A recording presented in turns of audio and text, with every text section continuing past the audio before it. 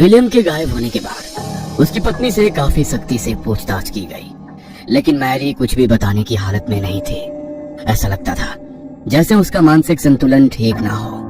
उस दिन के बाद विलियम का जिंदा या मुर्दा कोई सुराग नहीं मिला। इस हवेली में भी फिर वो कभी लौट कर नहीं आया।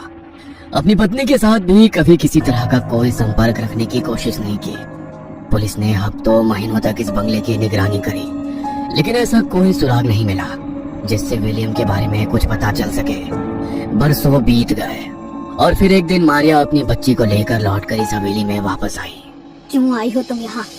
लौट जाओ, मैंने कहा लौट जाओ यहाँ से। क्या हुआ माँ, ऐसा क्यों कह रही हो? इतने सालों के बाद मैं लौट कर आई हूँ। तुम्हें खुशी नहीं हुई अपनी बेटी को देखकर? नहीं, कोई खुशी नहीं हुई। जाओ यहाँ से, वो तुमको भी मार देगा जैसे तुम्हारे बाप को मार दिया। कोई नहीं बचेगा। किसने मार दिया माँ? मुझे बताओ, कौन थे वो लोग? तुमने देखा पापा को किसने मारा? जाओ तुम यहाँ से, मैंने बोला ना जाओ। मुझे अभी भी उसकी चीखों की आवाज सुनाई दे रही है। ये देखो, ये खून लगा है ना मेरे हाथों में। ये जाओ यहाँ से, जाओ। माँ को पागलों की तरह चीखते चिल्लाते और फूट फूट कर रोते देखकर मारिया को समझ में नहीं आ रहा था कि आखिर उसकी माँ के साथ क्या हो रहा है। इसलिए वो माँ के साथ रुकने का निर्णय ले लेती है। आधी रात का समय था। कमरे में भरते हुए धुएं से अचानक ही मारिया की नींद टूट जाती है। मारिया ने आंखें खोली तो देखा उसके कमरे में चारों तरफ धुआं ही धुआं भरा हुआ था और बिस्तर से उसकी बच्ची गायब थी। मारिया को कुछ भी समझ में नहीं आ रहा था। वो दौड़ते हुए माँ के कमरे में पहुंची, लेकिन माँ भी अपने कमरे में नहीं थी। अनिष्ट की आशंका से मारिया का दिल दहल रहा था। पूरे बंगले में मारिया अपनी बेटी ईशा को पुकारते हुए घूम रही थी, लेकिन ईशा का कहीं पर भी कोई पता नहीं लग पा रहा था। अपनी बेटी को ढूंढते ढूंढते अंत में मारिया बंगले के बेसमेंट में पहुंच जाती है। वहां जाकर उसने देखा उसकी माँ जमीन पर एक हवन कुंड में आग जलाकर उसके सामने बैठी हुई है। उसने बड़ा सा काला टीका लगा रखा था, उसके बाल खुले थे और कुछ अजीबोगरीब थे काले वस्त्र भी पहन रखे थे। मारिया को अपनी माँ कुछ बदली बदली सी नजर आ रही थी। जब उसने माँ के बगल में अपनी बच्ची को बेहोश लेटे हुए देखा तो उसका दिल धक से रह गया। माँ, ये क्या कर रही हो तुम? ये क्या हो रहा है यहाँ पर? क्या करने वाली हो मेरी बच्ची के साथ? मैंने कहा ना तुम जाओ यहाँ से, बीच में मत रोको। तुम मेरी माँ नहीं हो सकती। लोग ठीक कहते थे कि तुम अब वो औरत रही ही नहीं। कुछ हो गया है तुम्हें। छोड़ दो मेरे बच्चे को। क्या किया तुमने उसके साथ? मेरी मारिया को एक जोर का धक्का देती है जिससे मारिया दूर जा गिरती है। पागल हो गई हो तुम मेरी माँ हो ही नहीं सकती। मेरे जीते जी तुम मेरे बच्चे को नुकसान नहीं पहुँचा पाओगी। मारिया पास में पड़ा हुआ एक बड़ा सा पत्थर लेकर मैरी की ओर झपटती है, लेकिन गलती से वो पत्थर पास में बेहोश पड़ी हुई उसकी बच्ची ईशा के सर से जा टकराता है, जिससे उसकी बच्ची खून से लथपथ होकर नीचे गिर पड़ती है। अरे बेवकूफ लड़की, ये क्या किया तुमने? मैं जो कुछ भी कर रही थी ना, तेरी बच्ची की भलाई के लिए कर रही थी। ये सब जो तुमने अभी देखा तो मैं ईशा की रक्षा के लिए कवच तैयार करने की कोशिश कर रही थी ताकि तुम दोनों हमेशा सुरक्षित रहो। लेकिन तूने मेरी साधना पूरी नहीं होने दी। मैंने मना किया था ना तुम्हें यहाँ रुकने से, कहा था ना चली जाओ यहाँ से, लेकिन कोई मेरी बात नहीं सुनता। तू भी मर जाएगी, कोई नहीं बचेगा। झूठ बोलती हो तुम, बिल्कुल झूठ। अब तो मुझे यकीन हो गया है तुमने ही पापा को मारकर कहीं गायब कर दिया है और आज तुम यहाँ पर मेरी बच्ची की बलि ही देने वाली थी। मैंने खुद वहाँ पर चाकू रखा देखा था। इससे पहले कि तुम मुझे भी मार दो, मैं ही तेरी जान ले लूंगी।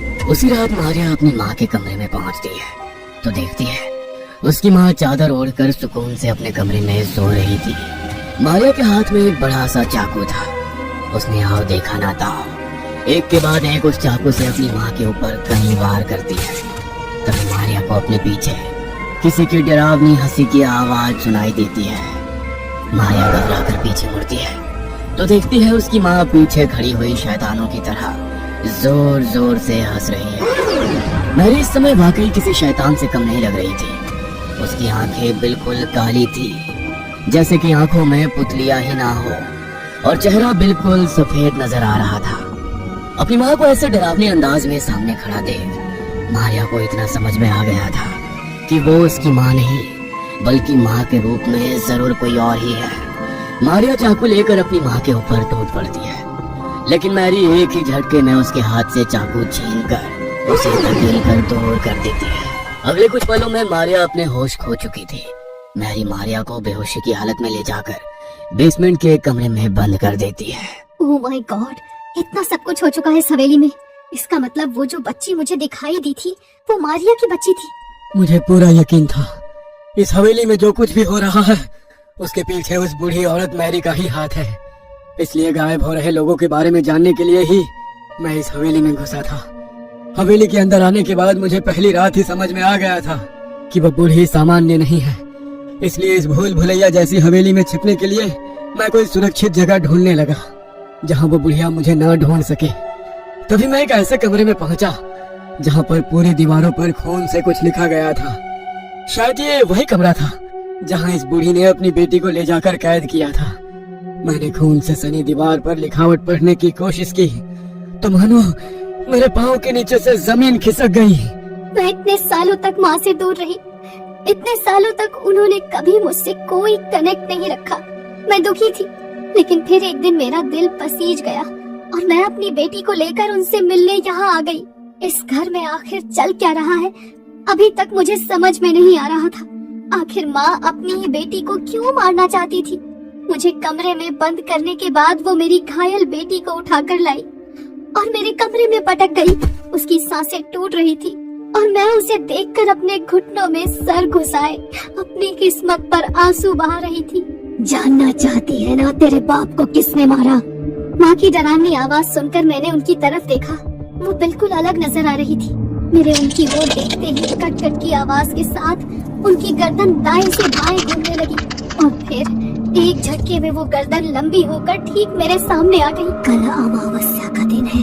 कल ही मैं तुझे और तेरी बेटी को भी खत्म कर दूंगा। और तेरी माँ, इसे मैंने समझाया था, कोई होशियारी नहीं, तेरी बच्ची को बचाने चली थी। अब ये मेरी गुलाम है।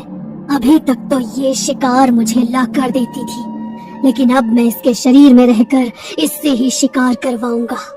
देखते ही देखते माँ के हाथ के नाखून किसी जंगली जानवर की तरह बड़े हो गए और उन्होंने अपने ही हाथों से अपने सीने में नाखून घोंपकर अपना दिल खींचकर बाहर निकाल लिया।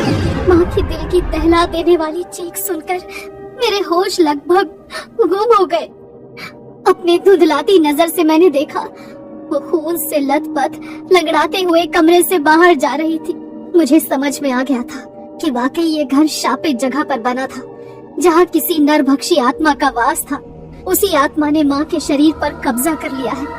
वो कॉन्ट्रैक्टर पापा से ठीक ही कह रहा था कि हम इस मनहूस जमीन पर अपना घर ना बनवाएं। लेकिन पापा एक बहुत बड़े क्रिमिनल थे। उनके पास पैसा तो बहुत था, लेकिन पुलिस से बचने के लिए वो ऐसी सुनसान जगह रहने के लिए मजबूर थे। मेरी बच्ची ने तो कुछ घंटों के बाद ही दम तोड़ दिया था, लेकिन मेरी मौत में अभी 2 दिन का वक्त था। माँ के भीतर जो भी था वो शायद मुझे कोई बहुत भयानक मौत देने वाला था।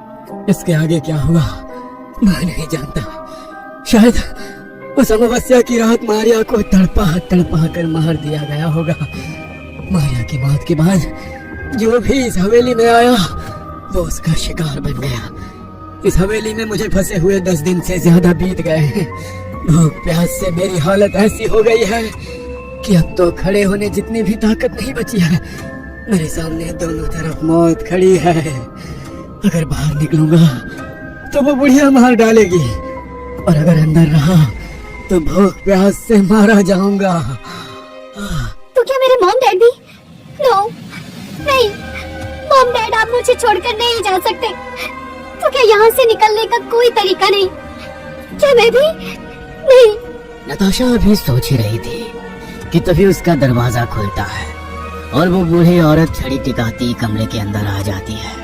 घबराओ नहीं, बाकी लोगों की तरह तुम भी हमेशा के लिए इसी घर में रह सकती हो। आज अमावस्या है, उसे भूख लगी है, देर मत करो। ये देखो, मैंने ये गुड़िया भी तैयार कर ली है। अब तुम हमेशा के लिए इसके अंदर रहोगी। बंद करो तुम अपनी बकवास। मुझे अपने मॉम डैड से मिलना है। उनको यहाँ से लिए बिना मैं कहीं नहीं जाने वाली। मैं भी तो तुम्हें उनसे मिलवाने ही ले जा रही हूँ। चलो चलो मेरे साथ। नताशा उस कमरे से निकलकर तेजी से भागने लगती है और घर के दरवाजे से कुछ कदम बाहर निकलती है। तभी एक रस्सी आकर उसके पैरों को जकड़ लेती है और उसे वापस घर के अंदर घसीट लेती है। नताशा के घर के अंदर आते ही घर का दरवाजा एक बार फिर से बंद हो जाता है और उसके सामने बुढ़िया छोटी बच्ची मारिया सभी लोग एक साथ खड़े हुए नजर आने लगते हैं। इतनी सारी आत्माओं को एक साथ अपने सामने खड़ा देखकर नताशा के डर के मारे हालत खराब हो रही थी। वो सब धीरे धीरे कदम बढ़ाते हुए नताशा की ओर बढ़ रहे थे और नताशा दरवाजे को जोर जोर से पीट रही थी। कोई है? कोई खोलो दरवाजा, खोलो इसे, प्लीज खोलो। तभी नताशा को एक बार फिर से अपने आसपास उस मधुमक्खी की गुनगुनाहट सुनाई देने लगती है। अचानक दरवाजा खुल जाता है और नताशा दौड़कर वहां से बाहर निकल जाती है। नताशा को वहां से बाहर निकलते देख बुढ़िया गुस्से में जोर जोर से चिल्लाने लगती है और नताशा को पकड़ने की कोशिश करती है, लेकिन उससे पहले ही दरवाजा बंद हो जाता है। नताशा शायद पहले इंसान थी जो उस हवेली से जिंदा वापस बाहर निकली थी। कुछ दिन बाद समीर, यार तेरी खटारा गाड़ी में तो आना ही नहीं चाहिए था। आधी रात को सुनसान जंगल के बीचों बीच खराब हो गई है। अब भाई मुझे तो लग रहा है आज जंगली जानवरों का डिनर बनना पड़ेगा अपने को। क्यों ड्रामा कर रहा है? देख उधर एक बंगला दिखाई दे रहा है, उधर मदद मांगते हैं, कल सुबह निकल जाएंगे। दरवाजे तक पहुंचकर भाई इतनी रात को घंटी बजाना सही रहेगा क्या? उनके घंटी बजाने से पहले ही दरवाजा खुल जाता है और एक बूढ़ी की आवाज उनके कानों में पड़ती है। स्वागत है मेरे बच्चों, अंदर आओ, आओ आओ। भाई अंदर तो घुप अंधेरा है, सामने कोई दिखाई भी नहीं दे रहा और हमारे घंटी बजाने से पहले दरवाजा कैसे खुला? निकल ले बेटा, यहाँ कुछ गड़बड़ सी लग रही है मुझे। मानव और समय उल्टे पैर दरवाजे से ही दौड़ लगा देते हैं, लेकिन दो हाथ आकर उनके पैरों को पकड़कर उन्हें अंदर घसीट लेते हैं और दरवाजा एक बार फिर से हमेशा के लिए बंद हो जाता है। ये कहानी आपको अच्छी लगी हो तो हमें सब्सक्राइब करें, हमारा इंस्टाग्राम और फेसबुक पेज जरूर फॉलो करें। और हाँ दोस्तों, सब्सक्राइब करना भूलना मत।